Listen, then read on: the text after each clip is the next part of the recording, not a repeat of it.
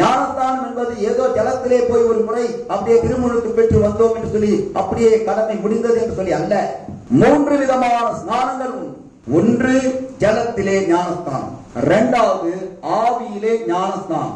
உள்ளான மனுஷனிலே வல்லமையாய் பலப்படுவதற்காக நீங்கள் உங்களை ஒப்புக் கொடுக்க வேண்டும். ஜீவ தண்ணீர் உள்ள நதிகள், அபிஷேக தண்ணீர் உங்கள் உள்ளத்திலே பாய வேண்டும். உங்கள் ஆவி ஆத்மா சரீரம் முழுவதுமாக தேவ ஆவி ஆனவராலே ஆட்கொள்ளப்பட்டதாய் காணப்பட வேண்டும்.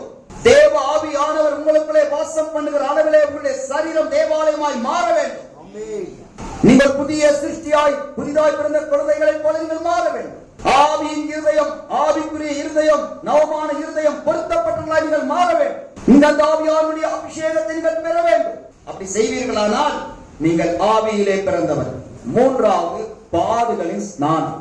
இயேசு சொல்லுகிறார், நான் முழுக வேண்டிய ஒரு ஸ்நானம் உண்டு என்று சொல்லி சொல்றார். அதுதான் பாடுகளின் ஸ்நானம்.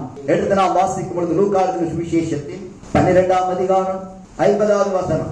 ஆகிலும் நான் முழுக வேண்டிய ஒரு ஸ்நானம் உண்டு, அது முடியும் அளவும் எவ்வளவோ நெருக்கப்படுகிறேன். நான் முழுக வேண்டிய ஒரு ஸ்நானம் உண்டு.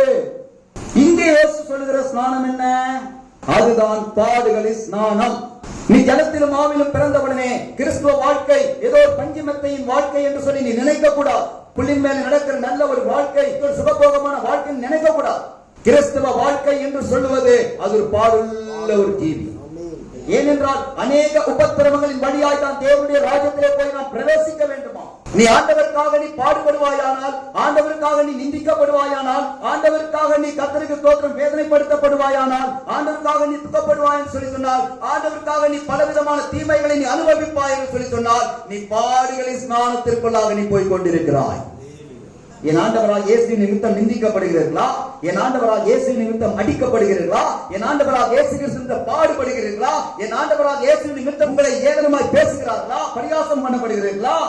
என் ஆண்டவருக்காக, என் ஆண்டவருடைய நாமத்தின் நிமித்தம் நீங்கள் பாடுபடுகிறீர்களா? உபத்திரவப்படுகிறீர்களா? அப்படியானால் நீங்கள் பாடுகளின் ஸ்நானத்தின் வழியாய் போகிறீர்கள்.